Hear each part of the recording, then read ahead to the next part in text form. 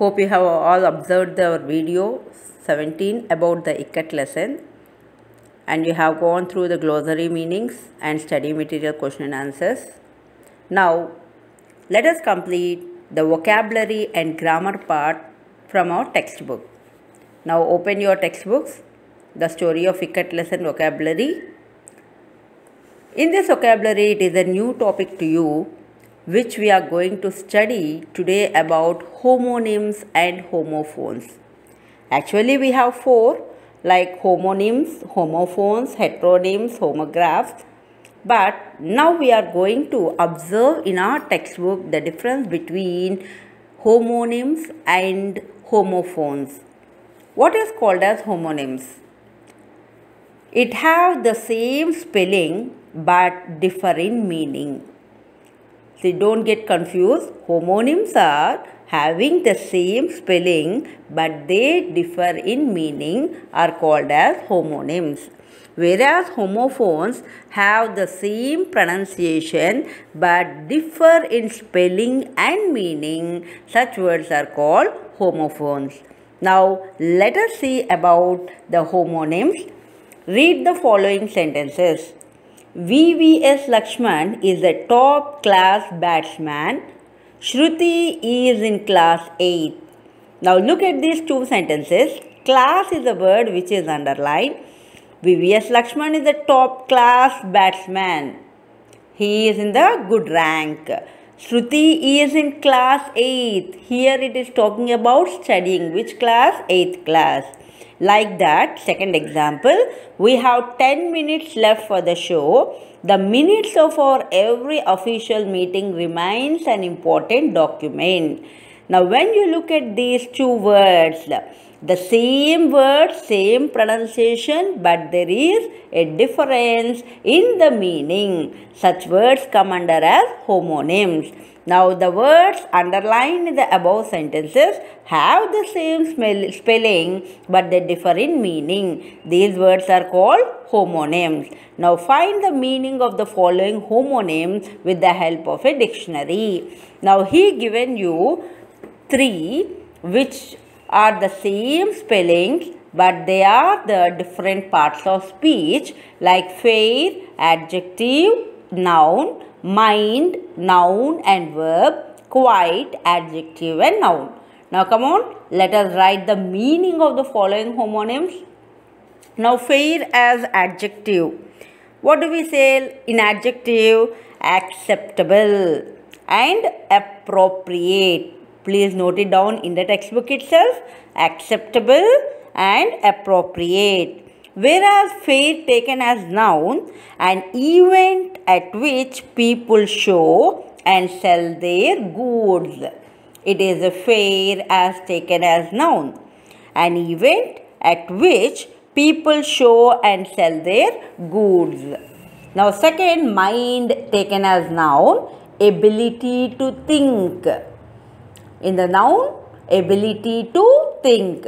Whereas mind taken as verb, to be worried by somebody. Now third one, quite, adjective, making a very little noise. Whereas quite as noun, the state of being calm without noise. The state of being calm without noise. So, the same words, same spelling, but they differ in the meaning. Sometimes it is going to be changed according to the parts of speech. Now turn your page. Use the above homonyms in your own sentences. Now he is asking you, now we have written about the meaning. Now he asks you to write the own sentence. Now first one, fair as adjective. We get out provision from fair price shop. And second, every Monday we have a fair in our village. We buy vegetables there. Now going for a mind, taking as a noun here, playing chess is good for mind. Whereas mind as verb, Anita, I am sorry I have broken your pen. And Lalita says, never mind. So, mind is taken as a verb. Next, third, quiet as adjective.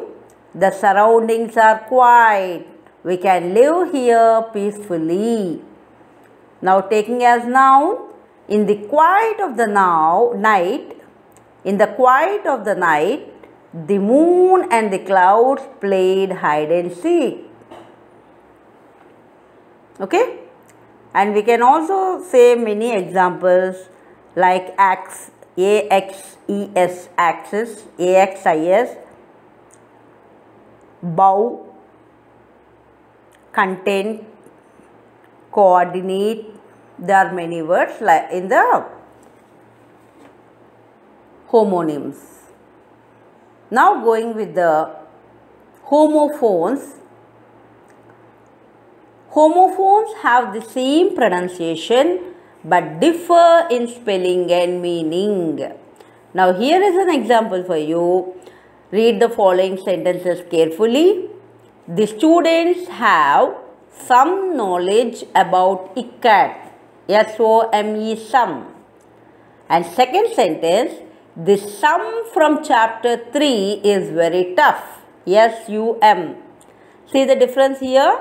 What do we say? Same pronunciation but differ in spelling and meaning. So here homophones, we have same pronunciation but the spelling and meaning is different. Like K-N-O-W, no, N-O, no. See the difference here, K-N-O-W and N-O, P-R-I-Z-E, prize, P-R-I-C-E, prize. Okay children. Now here is the exercise for you to complete it. Look at it. Read the following passage carefully and replace the underlined words with correct homophones.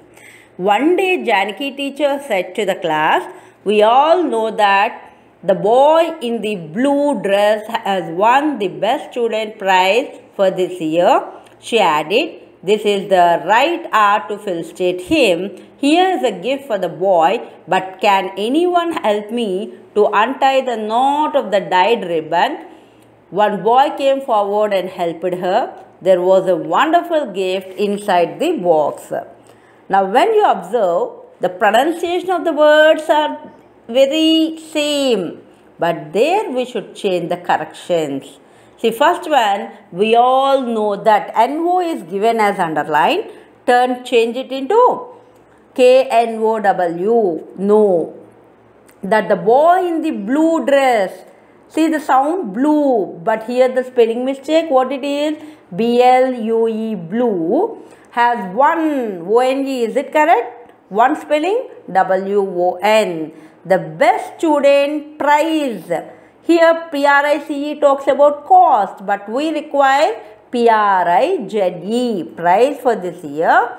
She added, this is the right hour. W-R-I-T-E means writing, no. So change it into R-I-G-H-T, right hour, to felicitate him. Here is the gift for the boy, but can anyone help me to untie the knot? N-O-T, is it right? Now what should we add here? K-N-O-T, knot of the dyed ribbon. Dyed is talking about the color here. So D-Y-E-D, dyed. I should be replaced with Y, D-Y-E-D, dyed ribbon.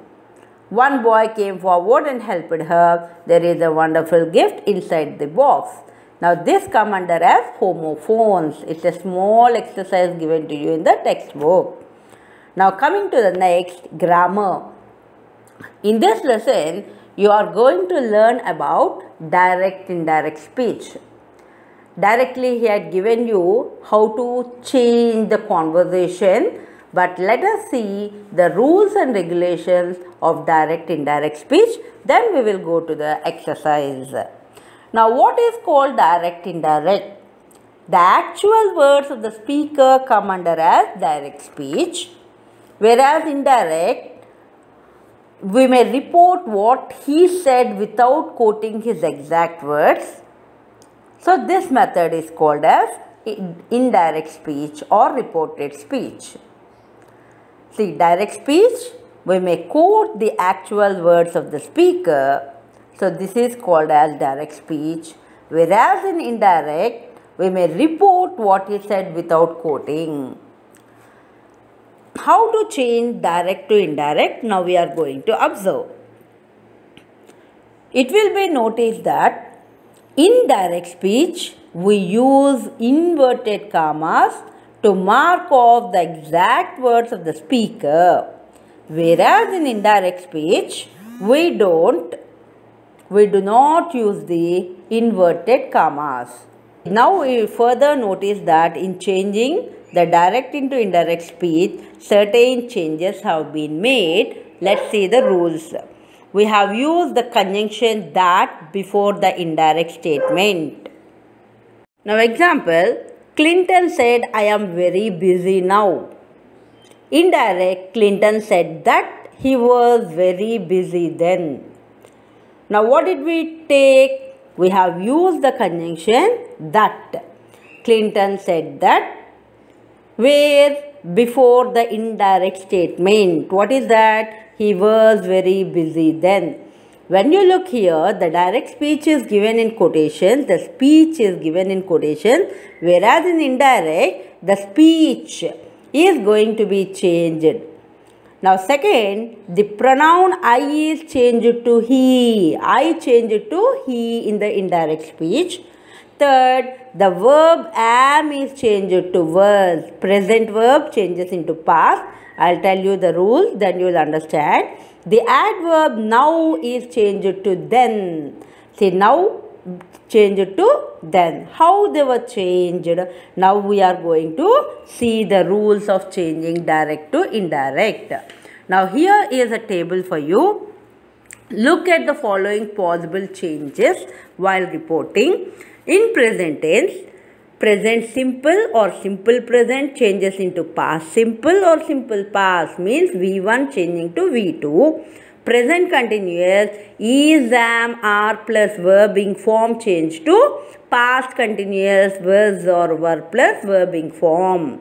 Present perfect, has or have plus V3 change into past perfect, had plus V3.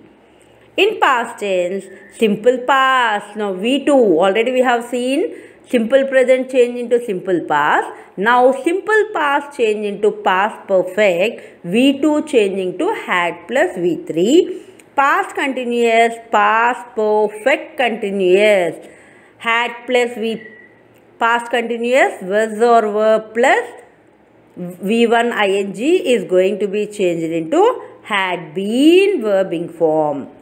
Past perfect had plus V3 remains as past perfect, no change. Now modal verbs can, could, may, might, will, would, must, had to. So it depends on can, modal verb present change into past form, may, past form, will, past form, must, past form. That means had to should be added here. Now pronouns I basing on whether a male or a female, he or she.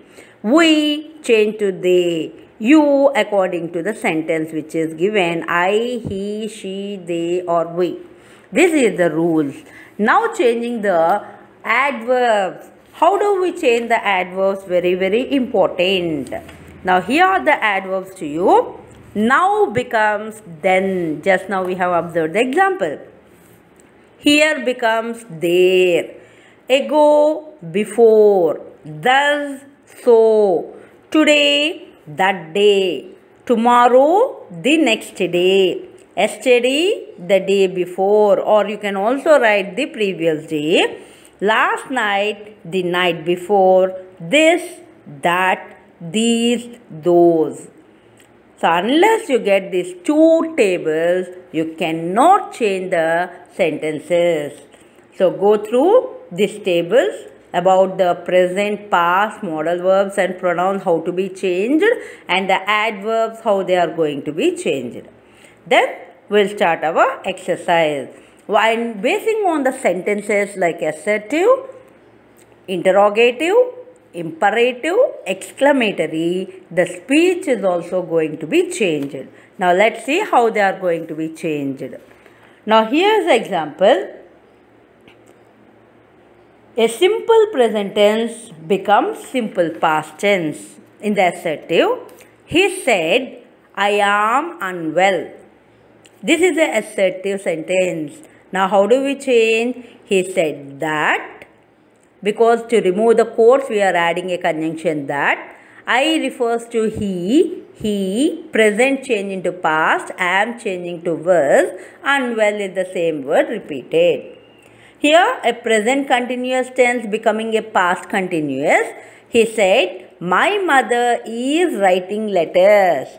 Now how do we change it? He said that his mother was writing letters. Now what did we change here? Is writing changed to was writing. Present perfect becomes as past perfect. He said, I have passed the exam. Present perfect. He said that he had passed the exam. As a rule, the simple past tense in the direct speech becomes the past perfect tense in indirect. Now, going to the past tense, we know that it changed into past perfect. He said his horse died in the night. He said that his horse died changed into past perfect, had died in the night. These are the examples of the assertive. And second rule, if the statement is still relevant or if it is a universal truth, we can often choose whether to keep the original tense or change them. If they are talking about the facts or else it is a relevant one, then how do we change? The earth is spherical, said the scientist. The scientist said that the earth is spherical.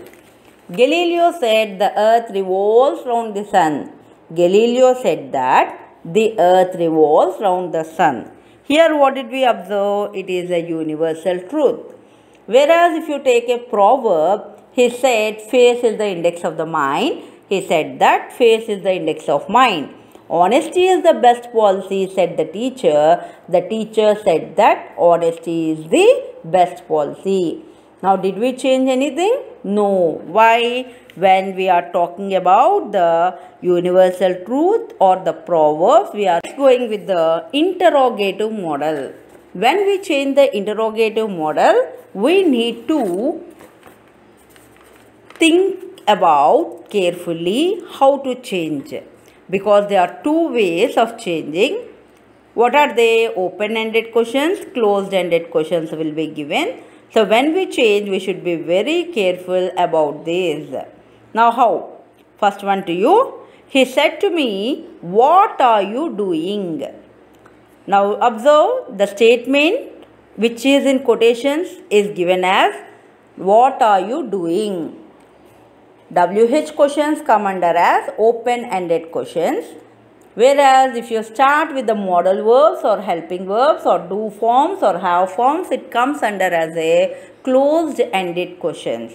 Now in open-ended questions, if you observe what, why, when, where, how, it comes under as open. So how do we change? He said to me, what are you doing? Said to.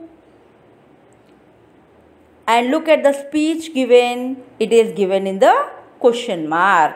So when the sentence is given in question mark, it is so clear it is an interrogative. Now said to is going to be changed into asked. He asked me. Now the speech is going to be changed into assertive. What? You refers to I, are changing into past form was doing. What I was doing. Please make a note that when you are changing the interrogative, it should be changed only into assertive statement, not an interrogative. What are you doing changes into what I was doing.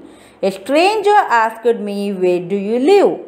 A stranger asked is already given. You can write asked or even inquired where I lived.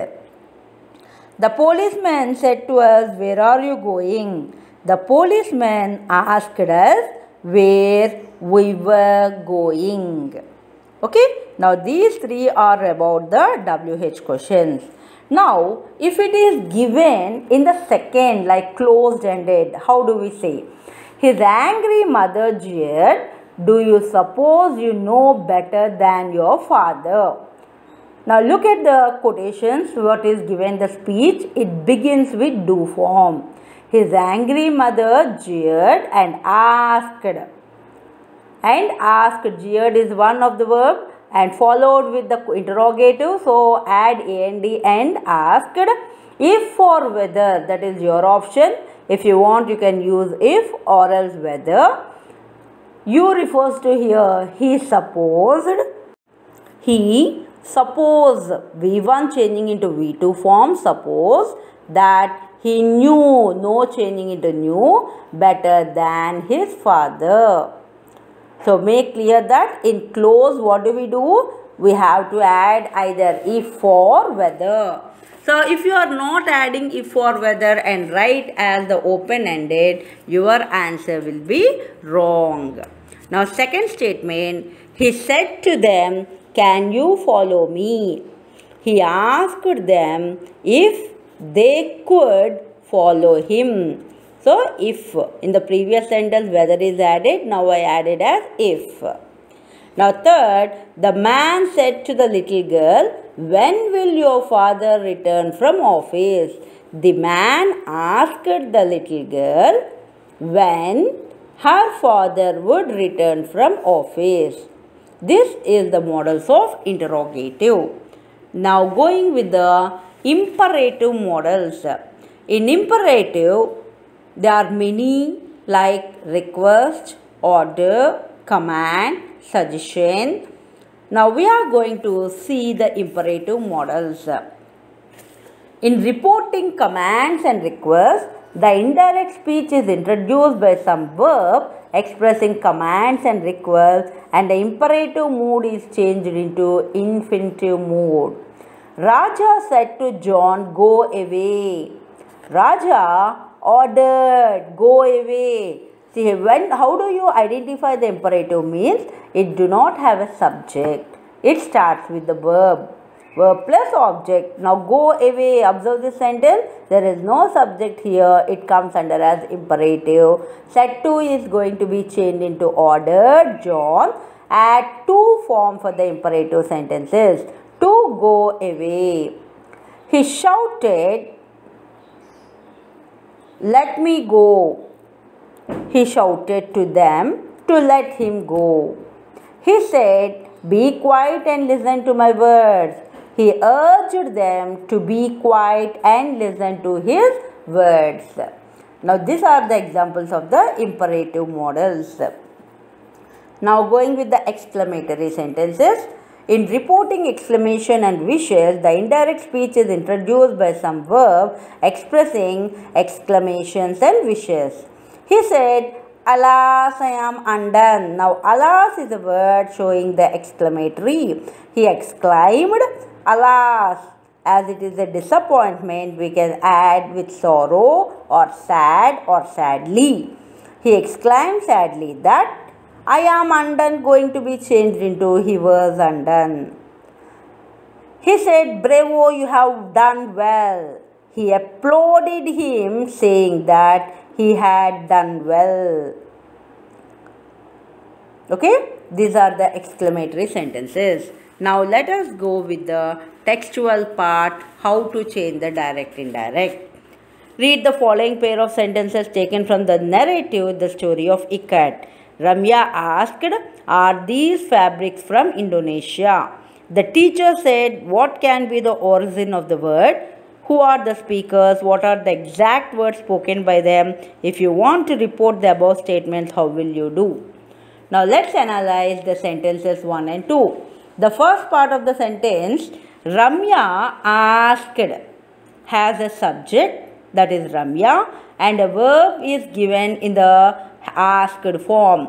This clause is called the reporting clause. The verb is called the reporting verb. The part within the quotation marks is called the reported clause, which gives you the exact words spoken by the speaker. In quotations, what is given? The first sentence, Ramya asked, are these fabrics from Indonesia? This are these fabrics from Indonesia is given in quotations. It is coming under as a reported clause, which gives the exact words spoken by speaker. Now how do we change? Ramya asked, what are the two we can add? If or whether. These changes into those. Fabrics were. Are is going to be changed into were from Indonesia. Now second, the teacher said what can be the origin of the word. The teacher asked what the origin of the word could be. Can is going to be changed into could be and ends with a full stop. Interrogative always change into assertive. Now let's look at the changes that have taken place. You will find the following changes. Change of the pronouns and adjectives, change of the verb in the reported clause, change of the question to a statement by adding if or whether. And all the above changes are made when the reporting verb is in past tense. Now let us do the conversation. Ramya visits a weaver at Pochampalli. She asks him a few questions. Now what is the conversation between Ramya and weaver? Ramya, uncle, what are you doing? Weaver, I am making a saree. Do you like it? Ramya, oh yes. What is the price? Weaver, 500 rupees. Do you want to buy it? Ramya, oh yes. Can you pack it for me? Weaver, sure. Here you are. Now, how do we change this conversation? Now, first one, if you look, Ramya is speaking here and it is given in the question mark. Ramya asked Weaver what he was doing. Weaver replied that he was making a saree and asked if or whether she liked it. Ramya exclaimed with surprise, yes, and asked what the price was. Weaver replied 500 rupees and added if she wanted to buy it. Ramya exclaimed with surprise positively and asked if he could pack it for her. Weaver said, sure, here it was. Now this is the answer for this conversation. And if you start practicing direct indirect, you will get it. At the end of our lesson, here it is given, look at the following possible changes while reporting. See, here is a table for you, observe it. And last, wash away the germs is a task. Washing hands help prevent the spread of germs and should be done frequently. So when should we wash our hands?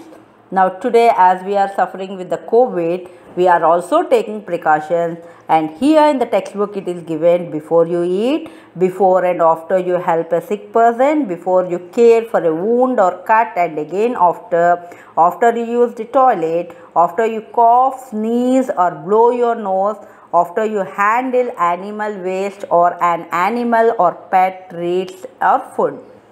So wash away the germs. How to wash our hands? While we have to wash our hands is clearly given. Next we are going with the study material completion.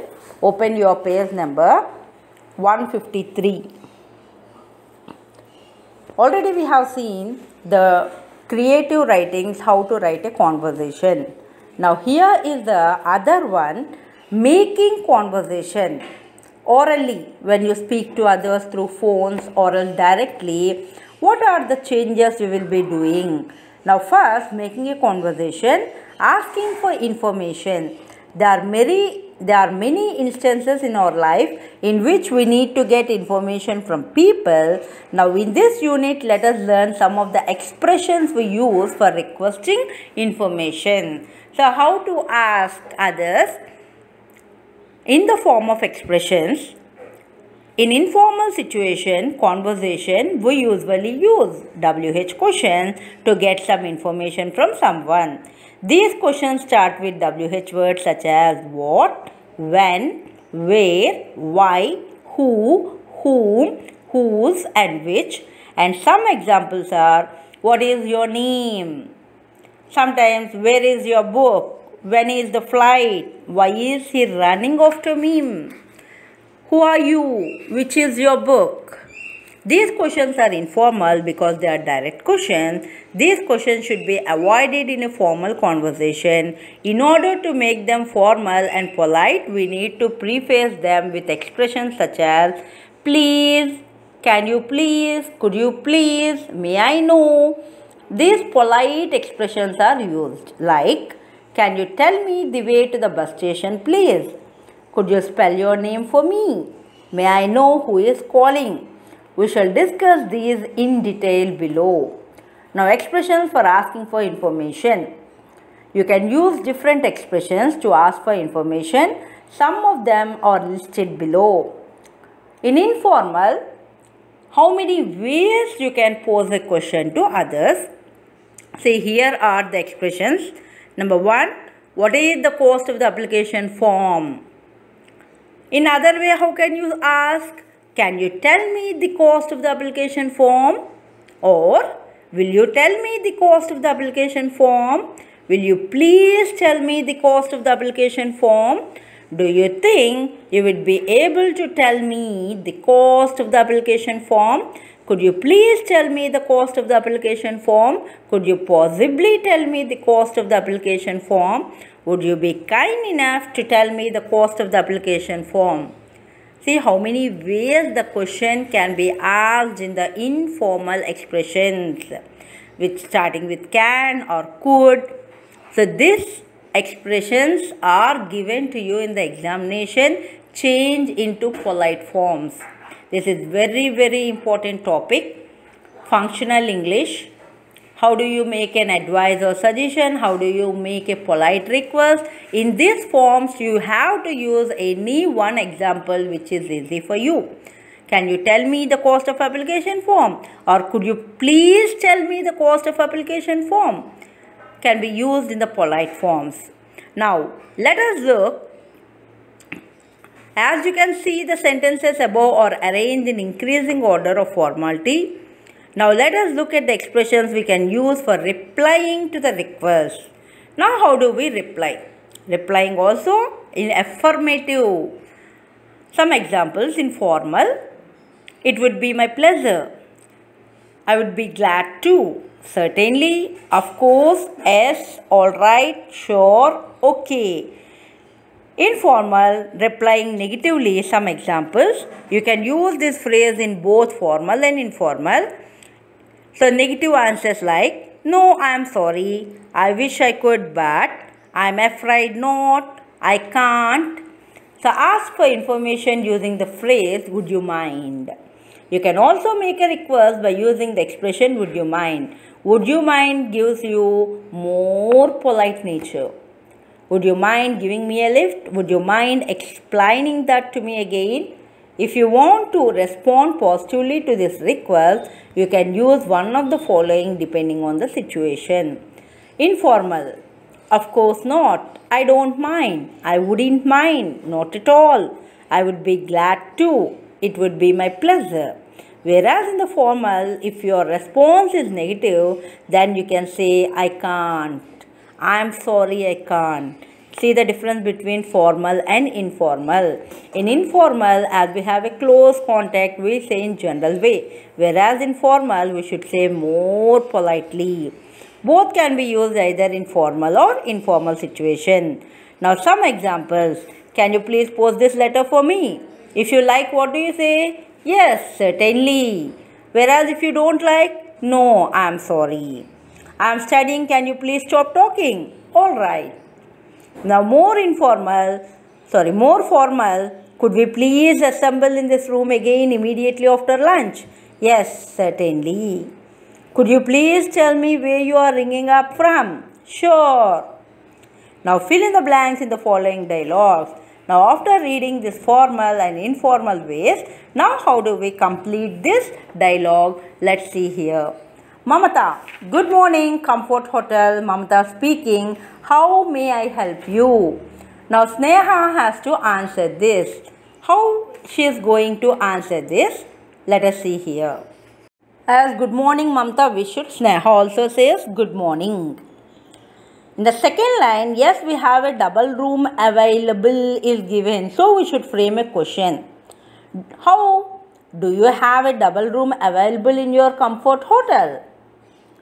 Then Mamata replies, yes, we have a double room available. And Sneha, see here, Sneha is the name. How much is it? Why did Sneha say Sneha is the name? Because Mamata posed a question. May I know your name? So Sneha answers, Sneha is the name. How much is it? Then Mamata, it's cost 5,000 rupees. So you can write any cost there. Could you please tell your contact number?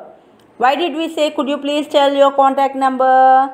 Sneha, yes, my mobile number is, she given there. Okay, we look forward for your arrival. You can state that, for your arrival. So, in this way, we will complete the conversation, the dialogue between the two people through phone call. It has happened. Now, going for the next one, Ketan and Harsh. Hi Harsh, meet my new puppy. What is his name? Harsh asks. Now, Ketan is saying, it's Jimmy. You can write any name there. Harsh, how long have you had it? Since 5 years, Ketan answers. Harsh, you can add anything. Can I play with your puppy? Can I take puppy to my home for today? Any questions you may ask.